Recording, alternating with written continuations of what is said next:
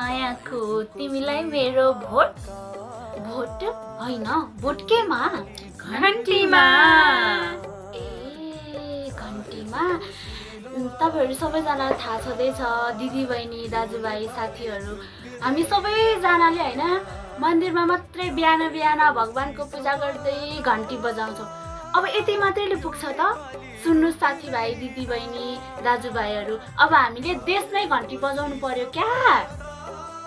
सही भन्यौ तिमीले जो पार्टीमा भोट हाल्छ ऊ मात्रै परिवर्तन छ खै त देश परिवर्तन भएको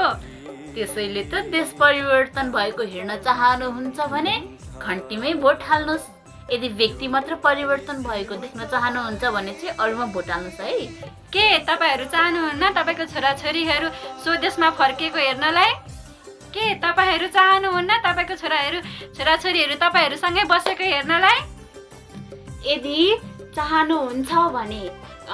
आफ्नै देशमा आफ्नै स्वदेशमा बसेर आफ्नै फ्यामिलीसँग बसेर रमाइलो गर्दै काम गर्दै फ्यामिलीसँग रमाउँदै बसेको हेर्न चाहनुहुन्छ खुसी हुनुहुन्छ भने तपाईहरुले घन्टीमा भोट हाल्नुस् यदि त्यस्तो होइन भने मासु भात जिन्दाबाद सही पनि एमाले मै पनि एमाले गर्दै भन्दै बस्नुस् है